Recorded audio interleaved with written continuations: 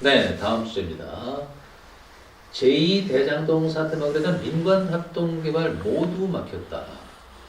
주제 이렇습니다. 저 대단히 심각합니다. 지금 경기도의 이 건설사업 발목 잡힌 민관 개발 사업만 12건에 13조 이렇습니다. 그 소장님 어떻습니까? 저희 지금 모든 사업이 지금 줄줄이 막히고 있다는 거예요. 근데 지금 원인이 도시개발법 때문이라 이런 얘기가 있어요. 예, 그러니까 도시개발법이 이제 개정되면서 네. 이제 그 유해 부칙 2조에 대한 이제 문제가 조금 이제 대두가 됐습니다. 네. 아마 전체적으로 봤을 땐 입법의 불비가 아닌가 이렇게 생각을 하고 좀 개정돼야 되는 사항이라고 생각하는데요. 네. 그러니까 애초에 이제 개정 취지는 절차적 투명성을 좀 확보하고 또 민간 개발 사업자들이 부당하게 많은 이득을 가져가는 거를 네. 원천적으로 차단하고 이거를 제도화해서 공공이익으로 이제 환수를 해서 어느 정도의 형평성을 맞추겠다라는 취지로 이제 개정이 된 건데요. 네. 기존에 이제 사업이 추진되던 어떤 이런 사업들에 대한 부분까지도 이제 이게 부칙에 의해서 이제 확장되는 그런 상황이 된 겁니다. 그러니까 우리가 이제 흔히 생각하는 그 민간 합동 도시개발 사업은 사업자를 공모해서 그 다음에 이제 우선협상 대상자를 선정을 합니다. 그 다음에 이제 특수목적법인인 이제 SPC 법인을 설립한 이후에 도시개발구역 지정 순으로 이어지는데 이제 개정법에 따르면 이게 뭐냐면 우선협상 대상자로 지정이 되었더라도 또 그리고 지자체와 특수목적법인 SPC까지 설립되었다 하더라도 6월 22일까지 그러니까 올해 6월 22일까지 도시개발구역으로 지정되지 않았다라면 다시 원점으로 환원이 되는 겁니다. 재공모를 해야죠. 그렇다면 이 특수목적법인을 설립하거나 우선협상 대상자로 선정되기 위한 민간 사업자들은 많은 자금을 투자하고 이 사업을 가기 위해서 이제 많은 비용을 들였음에도 불구하고 이 개정 조항 때문에 사업이 전체가 지금 이제 올소됐다라고 하죠. 과거에도 이런 사례가 있습니까? 글쎄 이런 사례로 해서 전체적인 개발 사업이 스톱되는 경우는 없다고 봐야죠. 그렇죠. 네. 네. 근데 이제 그러다 보니까 이제 수도권에 특히 이제 경기도나 이런 데 여러 개 12개 사건에 한 13조 원이 지금 이제 묶였다라고 얘기하는데 이것이 제대로 구제되지 않거나 이 사업 지원으로 인해서 민간 사업자들이 타격을 입거나 피해를 받았을 때에는 당연히 정부를 상대로 해서 소송을 하겠죠. 그렇죠. 소송을 하게 되면 엄청난 손실이 발생될 수도 있고 거기에 따르는 비용이라든지 이런 부분에 사회적 손실이 발생될 수 있기 때문에 이거는 좀 서둘러서 구제가 되거나 아니면 이 법의 시행을 조금 부칙에 대한 부분을 개정을 한다든지 손을 봐야 될 필요가 있을 거라고 보여집니다. 네, 지금 제가 자료를 보니까 광명이 한 건이고요. 구리가 한 건, 김포가 2건, 시흥이 2건, 안양이 한 건, 평택이 2건 이랬습니다. 그중에 지금 제일 규모가 큰 게 구리시 한강변 도시개발 사업이거든요. 이건 출발할 때부터 좀 문제가 있지 않았나요? 여러 가지로 이제 문제가 있었고 이제 이런 대형 프로젝트들이 원천적으로 이제 장시간이 걸리기 때문에 이 계획 자체를 수립하거나 이 사업을 추진해서 이제 발표하는 과정에서 상당히 좀 완성도를 높여야 되는데 토지 문제라든지 여러 가지 문제가 이제 질비해진 상태에서 일단 발표부터 해놓고 공약으로 삼아가지고 이걸 추진하겠다라고 얘기했기 때문에 그거를 정상적으로 추진하는 과정에서는 상당히 이제 많은 문제점들이 드러날 수밖에 없거든요. 자칫하면 사업이 좌초될 수 있는 여지도 있다라고 봐야 됩니다. 이럴 때는 국토부가 나서야 될 여지 같은 건 없나요? 이제 지자체에서 하기에는 이제 100만 평이 넘어가게 되면 이제 지자체에서 하기에는 조금 한계가 있기 때문에 이럴 경우에는 이제 중앙정부가 개입을 하고 그러니까 중앙정부를 대변할 수 있는 LH공사라든지 이제 이런 회사들이 투입이 돼서 이제 어떤 공공개발로 이렇게 가는 방식을 또 생각해볼 계기도 될 겁니다. 네. 이 소위 이제 여기 관련된 분들은 우리가 흔히 얘기하는 물린 거잖아요. 예.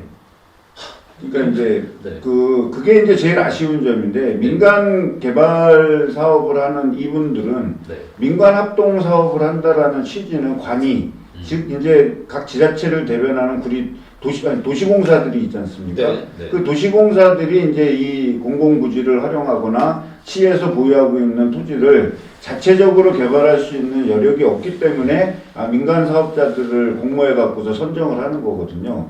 그럼 민간 사업자들은 도시공사에서 제시한 가이드라인을 따라서 네. 어떤 입찰 준비를 해서 우선 협상 대상자로 선정이 되기까지의 과정도 상당한 비용이 들어가지고 또 시간이 들어가는 거거든요. 네. 그것이 선정돼서 SPC 법인을 설립하는 과정에서도 상당히 많은 비용과 자본금이 들어가고 또 SPC를 만든 다음에도 또다시 이제 많은 비용과 이 대출이라든지 이런 부분들에 대한 자금 동원에 대한 책임을 민간 사업자에서 지게 되기 때문에 만약에 이 사업들이 지연이 되면 지연되는 것만큼 비용은 눈덩이처럼 늘어나는 겁니다. 이자 비용이라든지. 근데 이것이 지금 도외시되고 있고 관에서는 법을 하나 바꿨으니까 그 법이 연착륙될 때까지는 당신들 수도 빼. 이렇게 되면 잘못하면 민간 개발업자들은 다 망할 수도 있다라는 건데 그럼 누구한테 가서 하소연을 하겠습니까? 이래서 이런 법을 바꿀 때에는 업계의 의견도 충분히 들어야 되고 그 다음에 어떤 공청회라든지 이런 절차를 거쳐갖고서 부작용이 있을지 없을지에 대한 충분한 설명을 하고 들어야 되는 청취도 해야 되는데 아마 이런 과정에서 과연 이것이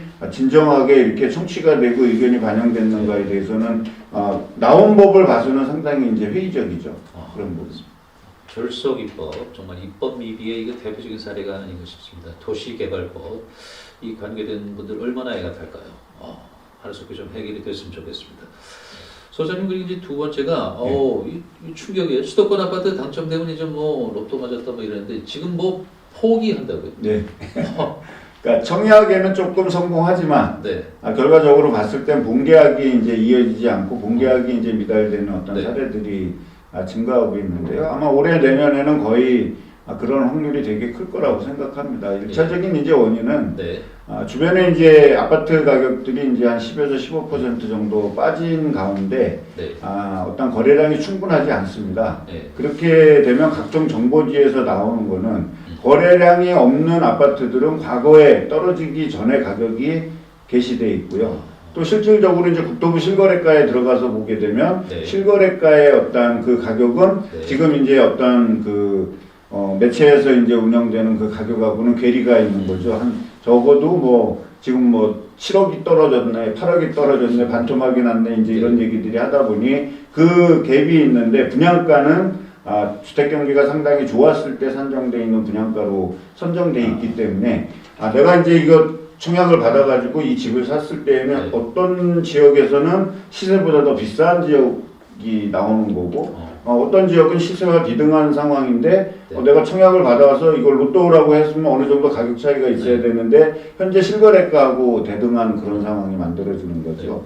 근데 이제 과거 사례 우리가 보게 된다면 과거에는 그 2008년 금융위기 때에는 분양했을 때의 가격하고 입주했을 때의 가격이 30-40% 갭이 나서 많은 분들이 소송을 제기하기도 하고 할인해달라고 막 요청을 하고 또 입주를 포기하고 막 이런 사태들이 많이 발생했거든요. 아마 그런 것들이 다시 이제 데자뷰가 되는 이런 상황이라면 주택 경기가 가장 이제 흔들릴 수 있는 2023년 상반기에는 아무래도 청약을 받았다 하더라도 본계약이 이루어졌을 때 본계약을 포기하는 그런 사례들이 더 증가하지 않을까 이렇게 생각합니다. 네. 이제 세 번째 그 지금 일기 신도시 주민들 중심으로 특히 그 저도 그런 걸 겪어봤는데요. 그 주민들 의견이 항상 그 리모델링 해야 된다. 아니다 재건축 가야 된다. 갈등이 좀 심한 모양이더라고요. 그러니까 모든 사람이 재건축을 좋아하지는 않습니다. 또 바라지는 않죠. 왜냐하면 아파트들이 30년 가까이 되면 그 주변에 이제 사람들하고도 상당히 친밀도가 높아지고 상당히 이제 주거 안정도와 만족도가 되게 높아지거든요. 그런 분들은 내가 왜 이사를 가가지고 새롭게 또 이렇게 할 그거는 아니야. 그냥 이 상태에서 냅두고 그냥 조금 우리가 수선하고 없는 인프라 시설들을 좀 갖추는 선에서 끝쳤으면 좋겠어 라고 생각하시는 분들은 리모델링을 생각하시고요. 어느 정도 이제 투기적 가수요들이 인입이 됐거나 그래도 우리가 새로 집을 져서 이렇게 하겠다라고 생각하는 사람들은 재건축을 주장할 수밖에 없기 때문에 당연히 한 단지 내에서도 갈등의 골이 생길 수밖에 없습니다. 그래서 이 생기는 그 과정에서 주민들의 원하는 합의가 이루어지지 않겠다면 이거는 분쟁으로 이어질 수밖에 없잖아요. 그러니까 재개발이 됐든 리모델링이 됐든 이런 것들이 분쟁으로 이어지게 되면 필연적으로 시간이 장기화될 수밖에 없습니다. 그래서 이것이 국가에서 일방적으로 이거 재건축을 우리가 밀어붙일 거야 해서 되는 사업도 아니고요. 이걸 리모델링으로 해서 뭘 할 거야 라고 한다 그래서 되는 사업들은 사실 아니거든요. 그러니까 뭐 안전진단이 통과됐다 하더라도 십수년 이상이 걸리는 단지들이 엄청 많은 이유들이 바로 이런 갈등이나 가격에 대한 구조, 사업비에 대한 구조 이런 것들에 대한 어떤 합의가 충분히 이루어지지 않은 상태에서 급히 서둘러서 가게 되면 분쟁은 불을 보듯이 뻔하다라는 겁니다. 아마 일기 신도시도 특히 이제 사업지가 좋은 분당이라든지 이런 지역에서는 재건축을 한다 그러면 어느 정도 사업 규모라든지 사업성이 나올 수 있지만 또는 기타 지역에서는 또 상대적으로 주택 가격이 여리적인 위치에 있기 때문에 그렇게 된다 그러면 재건축을 할 때 사업성이 나오지 않거든요. 그럼 주민의 반대에 부닥칠 수밖에 없다는 거죠. 그러니까 여기에 뭐가 빠져 있냐면 주민이 빠져 있는 겁니다. 그래서 이 주민 합의체가 구성이 돼서 주민 협의회에서 이것이 충분히 논의가 된 이런 의견들이 정부에 반영이 돼서 정부가 정책을 펴야 되는데 이건 일기 신도시를 해가지고서 이거를 몇만 세대를 늘릴 거야 라는 걸로 만약에 가게 된다 그랬을 땐 아마 많은 문제 때문에 연착륙되기가 좀 힘들 거라고 보고 있습니다. 역시 명쾌하시네요. 네. 창조도시경제연구소 이재문 소장님이었습니다. 저희 경제 전문 패널이십니다. 이 소식은 여기까지 하겠습니다.